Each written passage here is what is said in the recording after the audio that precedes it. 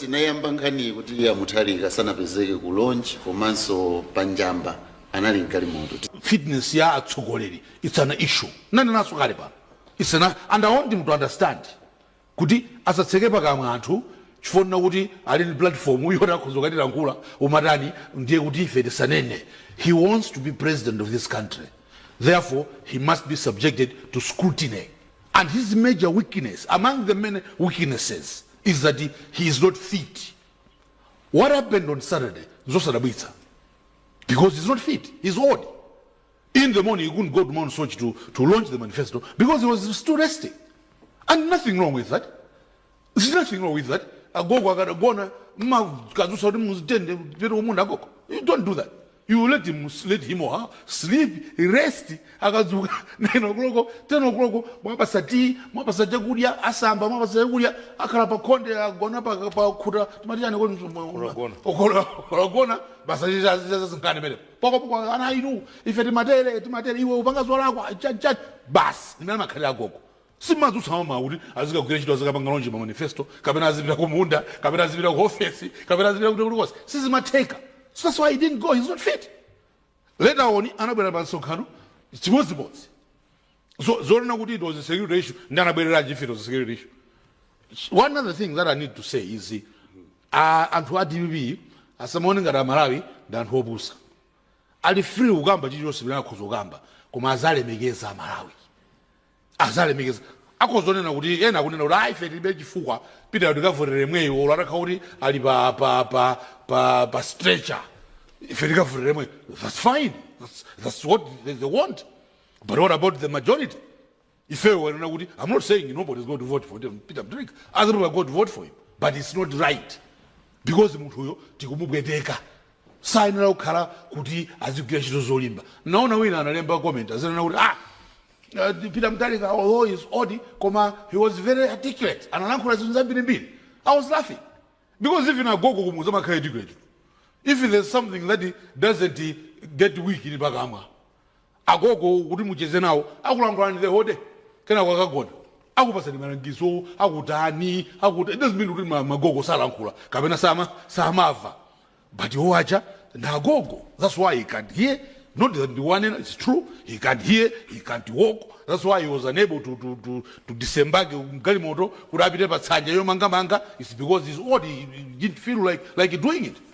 Or say Aja, I'm only slightly comfortable. I mean, only got slightly comfortable. I walk, something going to happen. Maybe he's going to fall down, maybe he's going to say, I'm tired, I want to sit down. And that is an embarrassment to the electorate because the electorate is like fulfilling what I'm saying. Ingabira ya manifesto, substantive issues ma manifesto. That manifesto is not original. What DP has done is simply renga manifesto MCP, kuipanga musika ya follow, kada musifa hivi, nkubereka watu. I'll give you an example. This is makanza zona, so zabo zona. Kani yomangira manyumba civil servants. We know the MCP has been building manyumba ama security organizations. The army, MDF, police, prison. I think even immigration, right? Yes. Even immigration. Awa mangira manyumba. What does the DB say? How do we counter this? Timanga manyumba ama civil servants hose. Is that really possible? Civil service source. Do you know how many people mu civil service? What they did is simply buy the houses that was built, including Peter Mutharika himself. Bought a cheap house. Yomwe house. He bought a house that was built by former governments. Them as DPP have never built anything in this country. All they did is just to come back and ransack everything that was built. Today, as an amazon, if I did Mangan University, Zona Mangan, massive service Ali Kuti, I'm a Karaguti. And who told them good civil service among you, Manum? I don't know about different to Manumba opposite. Maybe it makes sense. Apart from security, if it is all yes, opposite. Kaya another, profession. Kaya organization bada. This is Manyumba 400, organization bada. It's gonna fake.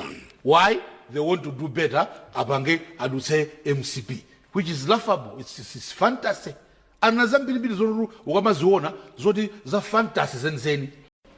The tragedy is that the ADBP aganzira Malawi ndi anthu opusa kuti iwo angapange feature candidate yo sali fiti foti adakula ndi okalamba ali matenda ambirimbiri wa ukalamba munthu ndeti thupi la gonja mafupa saugwira bwino nthawi zinasolo mmutumu sukumbukira zinthu nthawi zinawo kuti apa msana uwawa nyamakazi chani you slow down.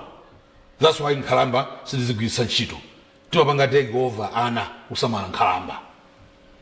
ADBP thinks kuti katene kuti Peter Mutharika thinks kuti Malawi ndi opusa kuti iye akuzima kukhala ku nyumba because ndi okalamba, not a fault of his basi thayata. Then Malawi adzangodzuka pa 16 September basi boom tasankha Peter Mutharika kuti ndiye president. Why? Because he has the name of Mutharika. And so he has proven leadership. Sizikhala choncho. Mutharika is not fit. Ndipo Malawi, let's be serious.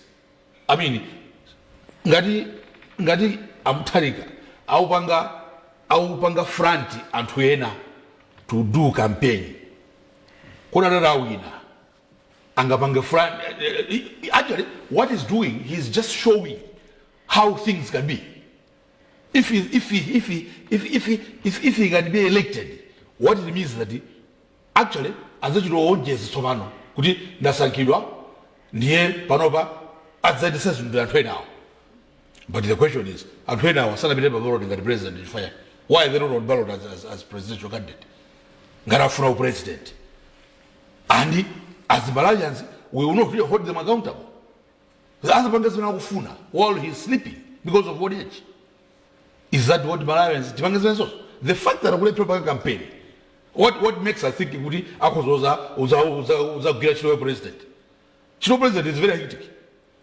We, for example, Perede as Galimot, like he did Banjamba, Kuti Basu Karam Galimot. He's supposed to Perede was regard as Galimot. He's supposed to stay long day, for example, 6th July. No president, the whole day will stay. Samanga kana president. Ndiyazi kugwira chwanji. Agalandira ma diplomats ku State House. Kukhala bwino zolongosoka sanga kapanga sipenezo. Ndiyoti azikapanga delegate. Just like he's delegating. Anakanika even upira kwapanga launch manifesto yawo ku Mount Sochi. Ubwera apa anakho mpaka pano sinaone. Since that mpaka pano sinaone. My point is, if he's doing these things now, ali candidate kuti amaozatu kuti anamalomba inese mpaka campaign tipanga ifeyo, what it means that government will also be run by those people outside the ballot. Now, should we send Mutharika to State House makangogona? Because probably there is a better bed in State House than his own in Kumangochi. That we should just be looking after him without him working. Because essentially, what it means is that with our taxes, when he's not paying back, you have got to offer a service. I've got to offer a service of Director General. In return, MBC pays me a salary every month without fail. It's not a free salary. I'm supposed to work.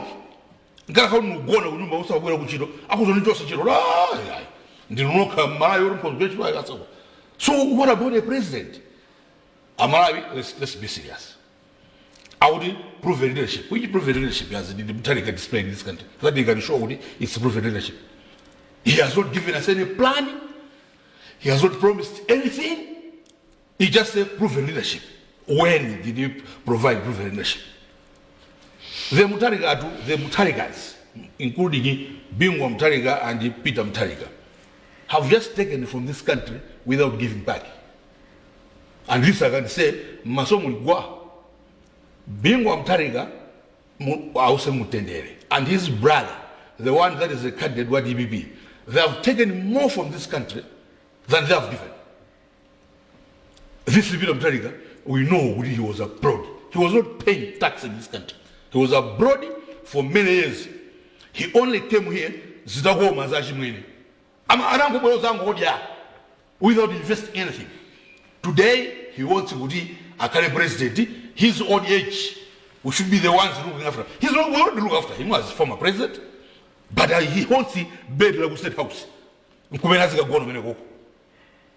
as Malawians, are we serious?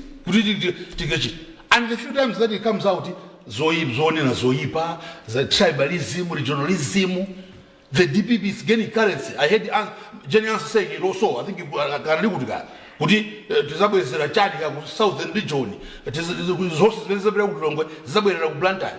So what should people we think? Could DPP Kabera? Is that the resources? Can they go to Longwa and the campaign? Because he got but you have said you are going to damage Lilongwe. Mutharika's resources Blanta. When Lilongwe is his headquarters, Lilongwe is the capital city. So why do you want our votes? Your aim is to damage Lilongwe. Central region. Your aim is to damage the Central region. That's regionalism. That's tribalism. Typical of this old man. That's how they ruled themselves. It was regional. Regionalism, tribalism, and they're saying it without shame. That's what they're going to do. It's the capital city. Quota system. It's quota system. It's the same thing. Some quota systems.